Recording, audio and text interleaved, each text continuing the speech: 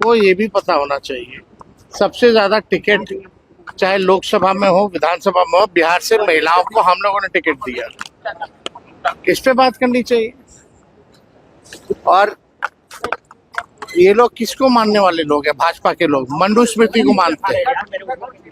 RSS के लोग अपना पैर धुलवाते हैं महिलाओं से।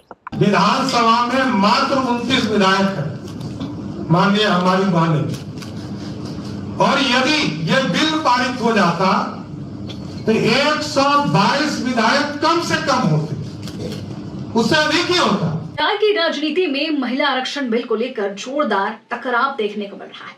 एक तरफ मुख्यमंत्री सम्राट चौधरी इस मुद्दे को नारी सम्मान से जोड़ते हुए विपक्ष पर हमला बोल रहे हैं, तो दूसरी ओर नेता प्रतिपक्ष तेजस्वी यादव अपने अंदाज में सरकार को घेरते हुए नजर आ रहे हैं। यानी कि अब दोनों नेता, या यूं कहे कि आरजेडी और भाजपा के बीच बयानबाजी अब सीधी भिड़ंत में बदल चुकी है। सीधी टक्कर हो रही है आरजेडी और भाजपा के बीच। अब आपको सब कुछ बताएंगे विस्तार से इस रिपोर्ट में, और सम्राट चौधरी के साथ साथ तेजस्वी यादव का बयान सुनाएंगे कि कैसे एक तरफ तेजस्वी यादव ये कह रहे हैं कि नरेंद्र मोदी और अमित शाह मिलकर देश की जनता को मूर्ख बनाने की प्लानिंग कर रहे हैं, तो दूसरी ओर सम्राट चौधरी ये कह रहे हैं कि राहुल गांधी और तेजस्वी यादव सदन के अंदर महिलाओं को देखना नहीं चाहते। वो नहीं चाहते हैं कि महिला भी पुरुषों के बराबर कदम से कदम मिलाकर चले। नमस्कार, मैं हूं शालिनी सिंह और आप देख रहे हैं क्यूरियस शालिनी। लोकसभा में संविधान के 131वां संशोधन विधेयक 2026 पारित नहीं हो सका। यह विधेयक लोकसभा और राज्य विधानसभाओं में महिलाओं के लिए 33% आरक्षण को लागू करने तथा परिसीमन प्रक्रिया को आगे बढ़ाने से जुड़ा हुआ था। सदन में मौजूद 528 सांसदों में से 298 ने विधेयक के पक्ष में मतदान किया, जबकि 230 ने इसका विरोध किया। हालांकि संवैधानिक संशोधन विधेयक को पारित करने के लिए आवश्यक 2/3 बहुमत मिल नहीं पाया, जिसके चलते ये विधेयक गिर गया। बता दें कि इसके बाद सम्राट चौधरी ने एक प्रेस कॉन्फ्रेंस से साफ साफ ये कहा कि महिला आरक्षण का विरोध करना नारी शक्ति का अपमान है। वहीं तेजस्वी यादव साफ कह रहे हैं कि वे बिल के खिलाफ नहीं है, लेकिन इसके पीछे की राजनीति और डिलिमिटेशन पर सवाल उठाना जरूरी है। आइए अब आपको सम्राट चौधरी के साथ साथ तेजस्वी यादव का पूरा बयान सुनाते हैं। को ये भी पता होना चाहिए सबसे ज्यादा टिकट चाहे लोकसभा में हो विधानसभा में हो बिहार से महिलाओं को हम लोगों ने टिकट दिया। इस पे बात करनी चाहिए। और ये लोग किसको मानने वाले लोग हैं? भाजपा के लोग मनुस्मृति को मानते हैं। आरएसएस के लोग अपना पैर धुलवाते हैं महिलाओं से। अब मनुस्मृति में क्या जगह है महिलाओं के लिए आप सब लोगों को पता है। भाई महिला आरक्षण को लेकर के कोई भी विरोध नहीं है, वो तो सर्वसम्मति से 3 साल पहले ही पारित हो गया। ये तो डिलिमिटेशन यानी संख्या बढ़ाने की बात की जा रही थी सीटों की, और ये सीट वो अपने हिसाब से काटते, जहां विपक्ष मजबूत है उनके सीटों को 4 बार काटते। तो हम लोगों को समझ में है ना भाई, महिला का विरोध कौन करेगा? हम तो कहते हैं कि महिलाओं को 50% कर दीजिए, लेकिन उसमें से भी ओबीसी महिलाओं को जगह तो दीजिए, आरक्षण में आरक्षण दीजिए। केवल शहर में रहने वाली महिलाएं नहीं, गांव में रहने वाली भी महिलाएं पार्लियामेंट जाए, ऐसा बिल लाइए। 24 तारीख को सदन पर बुलाया गया, क्या तो औपचारिकता है भाई, उनकी संख्या है। इस हिंदुस्तान की चिंता कर रहे हैं, कुछ लोग बाहर की चिंता कर रहे हैं। इसलिए मेरे लिए तो गौरव का समय मिला कि मैं आज प्रेस कॉन्फ्रेंस भी कर रहा हूं, तो बिहार और देश की महिलाओं के लिए कर रहा हूं, अपनी बहनों के लिए कर रहा हूं।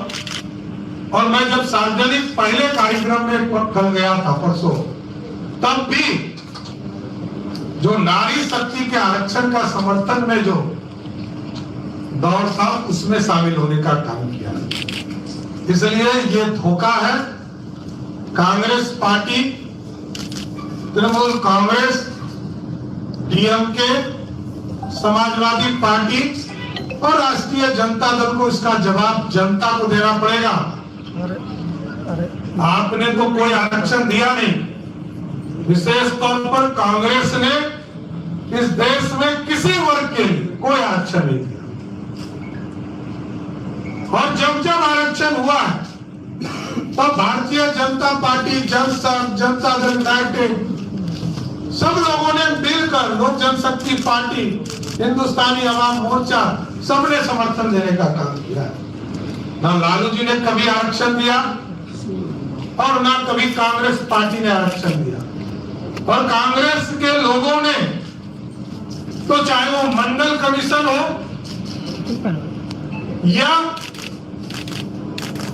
जिस समय आजाद हुआ यह भारत, हमारे दलित समाज के लोगों को, हमारे आदिवासी बहनों को, भाइयों को आरक्षण नहीं मिले, इसके लिए पंडित नेहरू ने इस देश में अभियान चलाने का काम।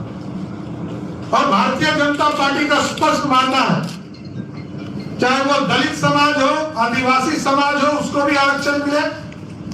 अति पिछड़ों के लिए भी आरक्षण की कल्पना जब सरदेव कपूरी ठाकुर जी ने किया था, तो पंडित कैलाशपति मिश्र जनसंघ के उनके साथ खड़े हुए। और इस देश में जब मंडल कमीशन आया, तब भी भाजपा के समर्थन से इस देश में मंडल कमीशन लागू हुआ था। और जब 75 वर्ष के बाद ये लगा इस देश में अब स्वर्ण समाज के गरीबों की भी चिंता करना है, उसको भी 10% आरक्षण नरेंद्र मोदी की सरकार ने दिया। इसलिए हमें गर्व है कि महिला बिल भी पारित हम लोगों की सरकार ने किया, नरेंद्र मोदी जी की सरकार ने की।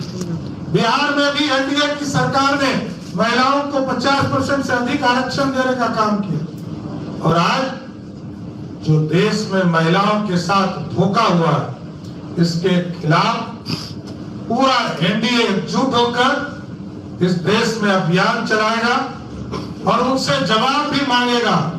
कांग्रेस पार्टी, ये बताओ, तुम्हारे परिवार के लोग प्रधानमंत्री बन रहे हैं, सुपर प्रधानमंत्री बन रहे हैं, सांसद बन रहे हैं, इस देश की गरीब महिला कब सांसद बनेगी?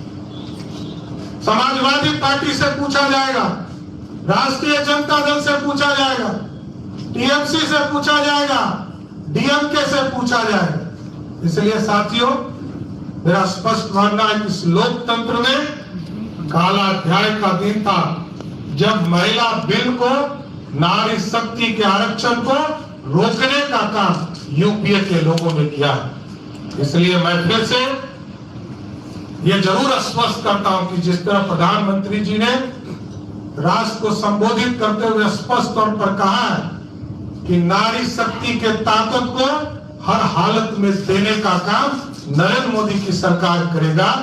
तो सुना आपने कि किस तरीके से सम्राट चौधरी और तेजस्वी यादव दोनों आपस में भिड़ चुके हैं, बयानबाजियां चल रही। ऐसे में बिहार की सियासत में यह मुद्दा अब एक बड़े राजनीतिक संघर्ष का रूप ले रहा है। आगे देखना बेहद दिलचस्प होगा कि इस बिल को लेकर सत्ता पक्ष और विपक्ष के लोग आगे क्या कुछ निर्णय ले पाते हैं। फिलहाल इस खबर में इतना ही, लेकिन आपकी क्या राय है हमें कमेंट बॉक्स में लिखकर जरूर बताएं। बने रहे हमारे साथ और देखते रहिए क्यूरियस शालिनी।